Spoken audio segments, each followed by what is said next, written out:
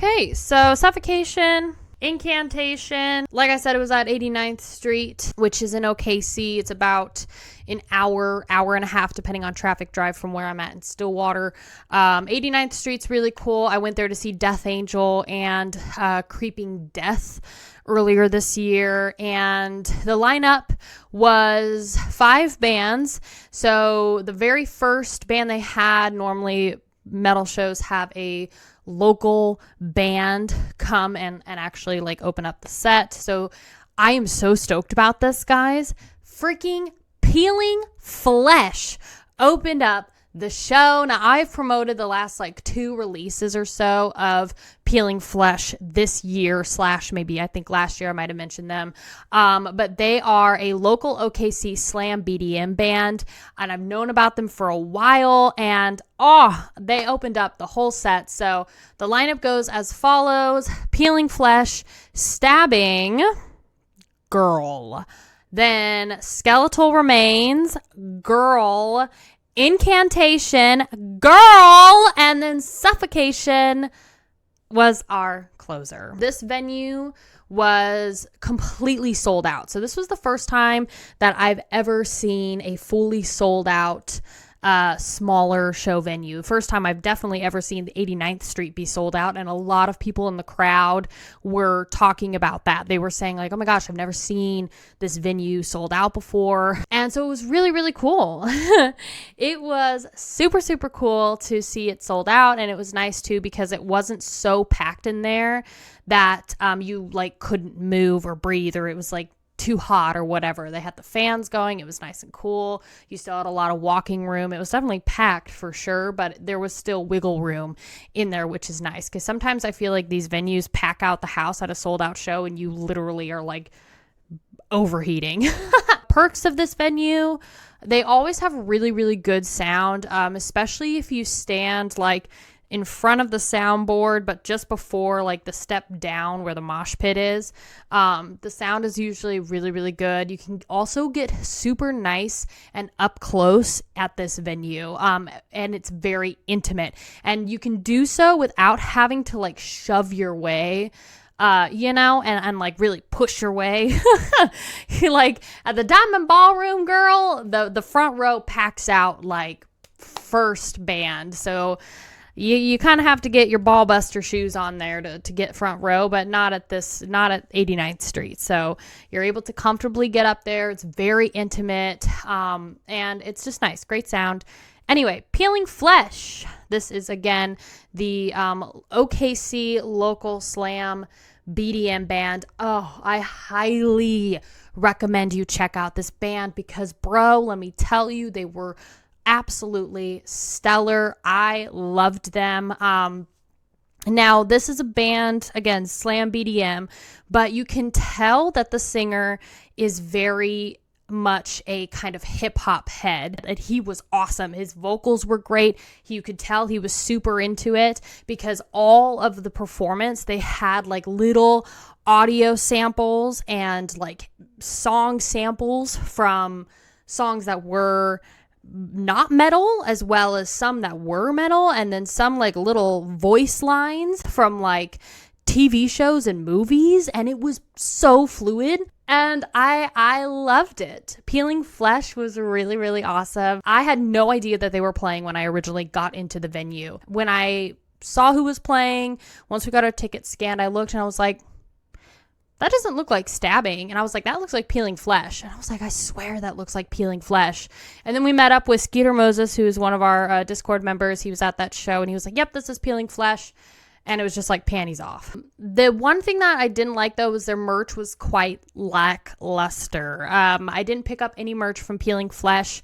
The reason being is that it was all like not really original and very hip hop based. So for example, they had like a Wu-Tang logo, and you know how in the center of the Wu-Tang W it says Wu-Tang on it, but instead it said Peeling Flesh. And then they had this like Ice Cube GIF picture or whatever, and I don't even know what it said. It said like it had their logo on it, and then they had like one other like kind of hip hop metal t-shirt type thing, and it just wasn't really my style. So I didn't pick up anything from them. I was a little bummed because I did want to, but I was like, like I wish that they had to have hired like an artist or something to create something more original. But that's okay because their live performance was great and their music was great. And like I said, the use of interludes and everything was super fluid. People were vibing, and they just kept it going. I loved the energy. So now let's get into Stabbing. Stabbing is a BDM band from Austin/Houston, Texas area. Girl, let me tell you, Stabbing was dope, nasty, fire. Loved them. And I picked up a shirt. Shirt I got is pink. It's baby pink. So for everybody that's listening, this is a baby pink, kind of hot pink t-shirt with Stabbing with the white logo on it. And then on the back is, I think it says Ultra Guttural on the top. And then there's like this, I don't know, creature. And then it says Blasting Death, I think is what it is. And it's all like white, black outline, baby pink t-shirt. Super cute. And it's adorable. It's so freaking cute. And, the merch table for Stabbing was not manned by anybody. And then like as I was there and I was waiting, this chick comes up and I was like, oh my gosh, that's the singer for Stabbing. And she actually helped me buy the shirt. And she was like so freaking nice. I was wearing my baby pink battle vest, which I should actually grab and show y'all. But I was wearing the baby pink battle vest, and she loved it, I think, because she was super nice and was like, yes, get the pink shirt, Baby pink, great merch, simple merch. Like this is a small unisex, so they just had very simple merch designs. They didn't go like super all out like the other bands I'm going to be talking about. They just had a few options.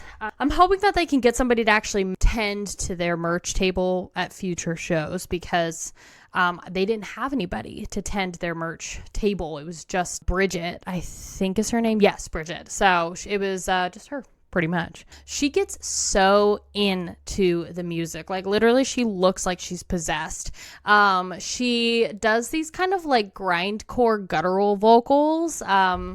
And she's just a beast. And she puts like all of her hair in her face. And because it's like kind of this blackish brown, she looks like the girl from The Ring. So she'll just put all of her hair in her face and then hold the mic like this and like just do this. And then she'll like kind of tweak out and like she'll tweak out with the music. And then she'll I don't know. It was really cool. And she was headbanging and moshing. And there was like such a massive pit in front of her.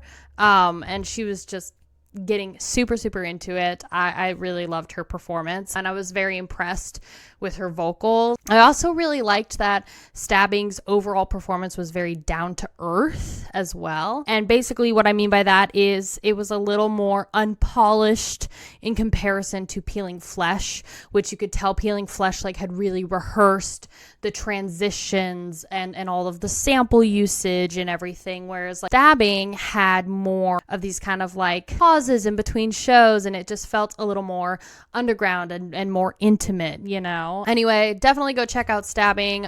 They do have a new demo, a 2-song demo out.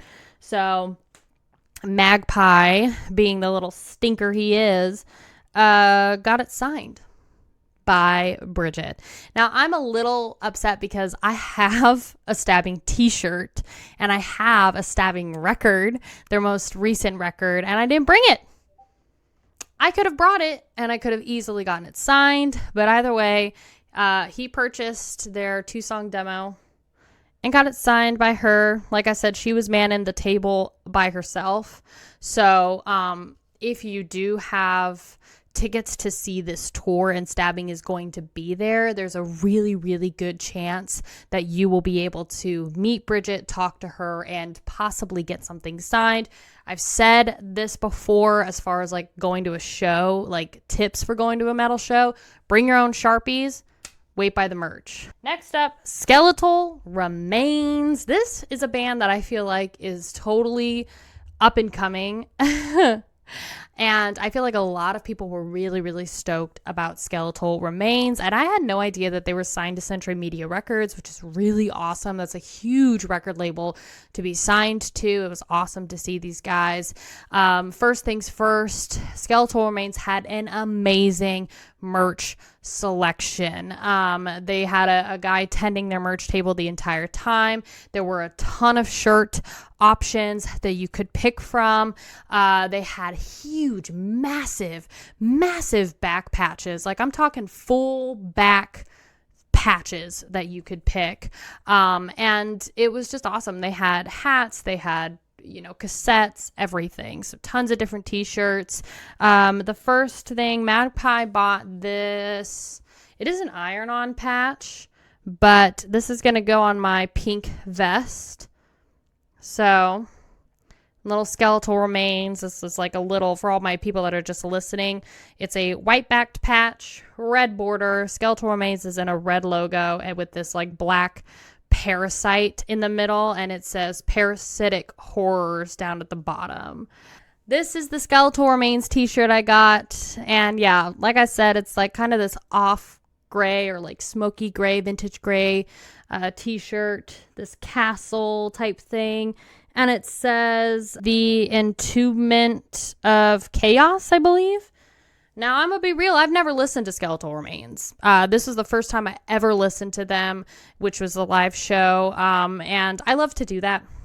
I'm weird. I like to go and experience bands live for the first time. That's the first time I listened to them. I loved this t-shirt. I bought it with my own money, and super cute. And then it's just got the boys on the back. This looks very like, Black Sabbath on the back. Skeletal Remains was pretty good. I liked most of their songs, and I'm gonna be real, I was a little bored with their set.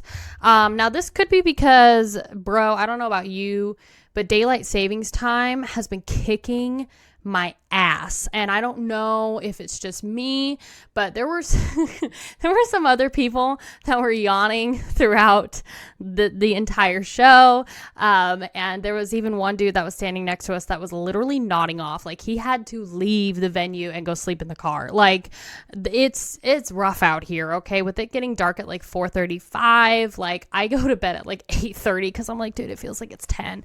So I think that just has something to do with it. It had some really great guitar work by their lead singer Chris Monroy. So he was the guy that was singing, and he was like doing the main guitar stuff. He had a really great solos and good vocals overall. They didn't really interact too much with the crowd. There wasn't a lot of movement. Chris was definitely a little bit more stagnant and kind of chained to the mic where he was at. The other thing too is they had some awkwardly placed interludes. It's like they did their sound check, and I also want to say this is very much something that happens with smaller venues. So it's not anything that I haven't seen before. It's not weird, but because it's a smaller venue, this is a typical thing that happens.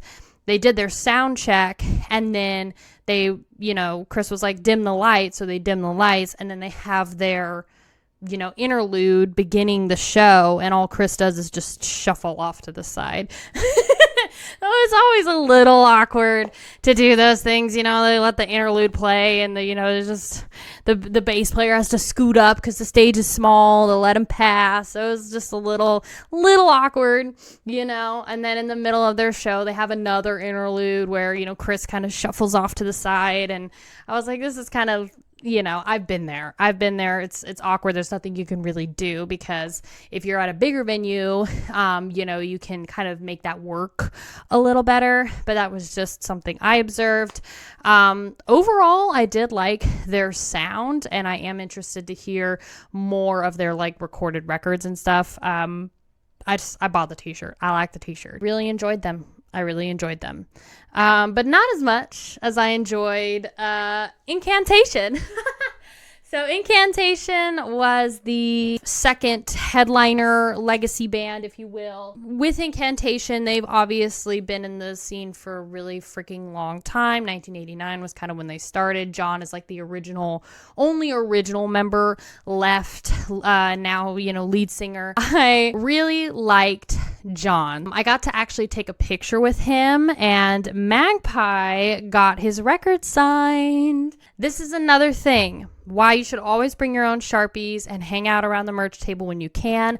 John was at the merch table for 45 minutes after the show, and he was talking to, the merch girl for like 30 minutes. Like I said, I got to take a picture with him, and Magpie just brought the sleeve of the vinyl and got it signed, and we got to actually talk to him, and we were talking about how the venue was sold out, and he was very, very nice and kind of socially awkward, and it was great. That's the signature right there on the I guess your left, right. And yeah, it was awesome to be able to talk to him. It's awesome to be able to listen to an old school death metal band. People were really, really, really excited to see them. He has great death metal vocals. And it was awesome to be in the presence of that, this kind of legacy band that's been in the industry for a really long time. They have a really great sound, and this is going to sound weird, but they have this really great kind of peaceful energy to them. I don't know how else to explain it, but John seems like this kind of hippie vegan Santa.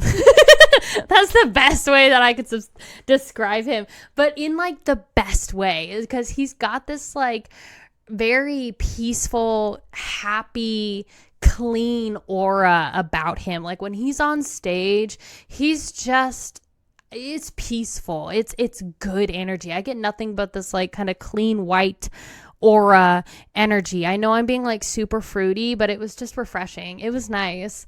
The one bummer about their set was it was very, very, very long. It felt very long. Magpie said that they were jumping around a lot but within their discography. So they were playing a lot of songs, like obviously from older records and their most brand new record.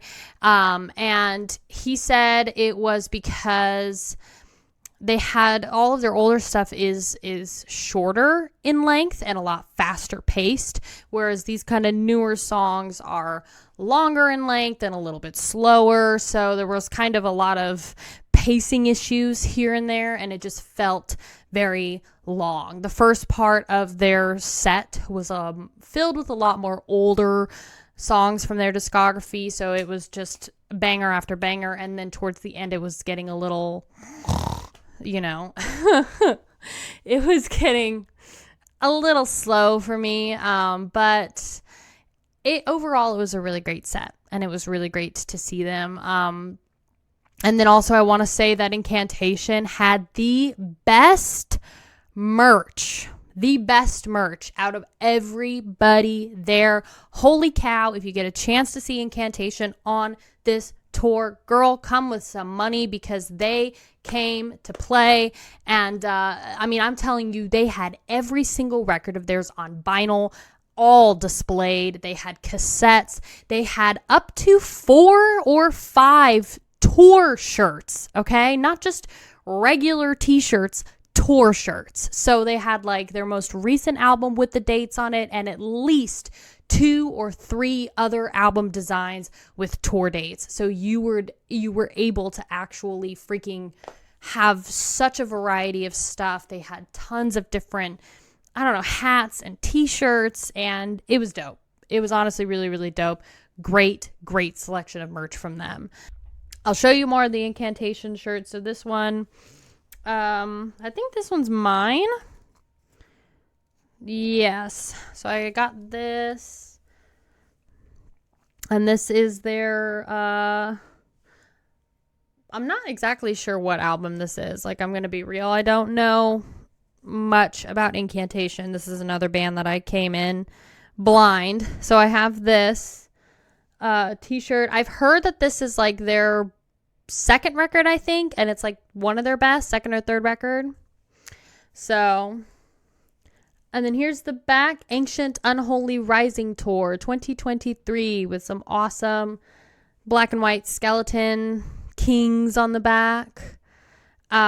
Super dope. And then So I knew I was going to get this. I knew that I really wanted this t-shirt. I was having I was so indecisive on what to get. But Magpie bought me these last two. So here's the tricentennial. And then here's the back. This is not a tour date shirt. Tricentennial of Blasphemy. So you just have that as the logo. And then this is one of the other tour shirts, and this one was more popular. This is Magpie. So this is Incantations, Death Metal, no, Decimate something. So this is a cross with a red skeleton skull flowing in the wind.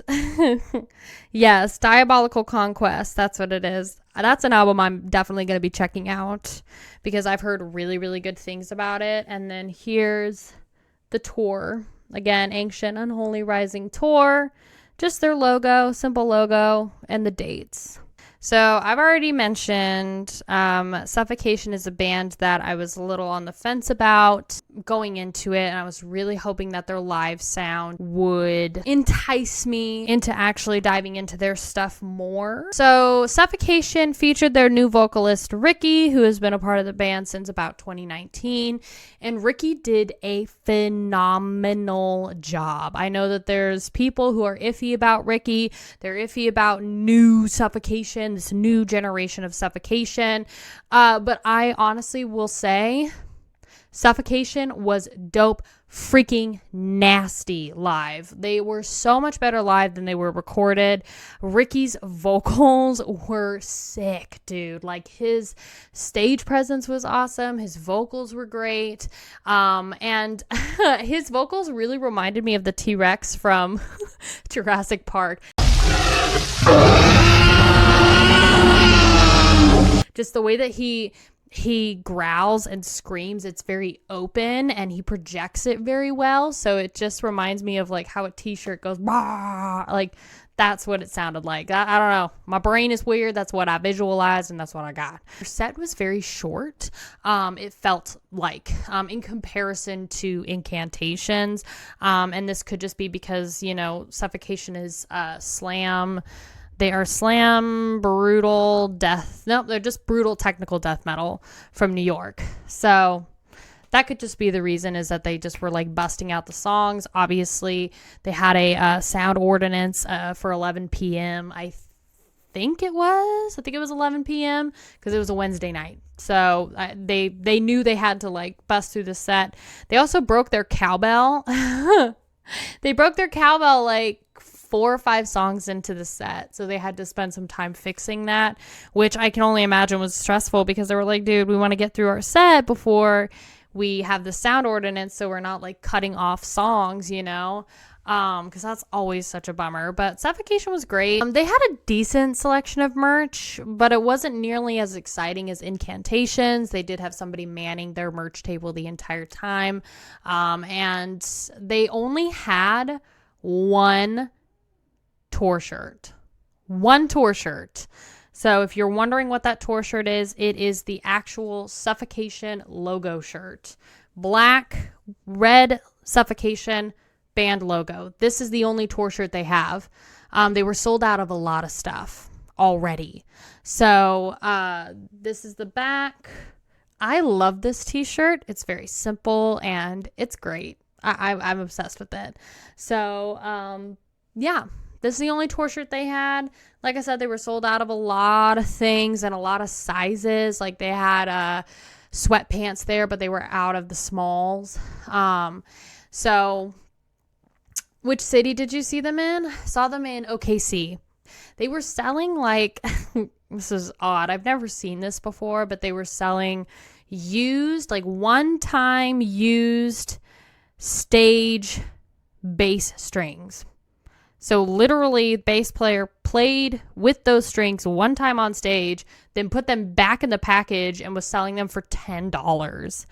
And I was like, that's weird. I've never seen that before, but you know, to each their own.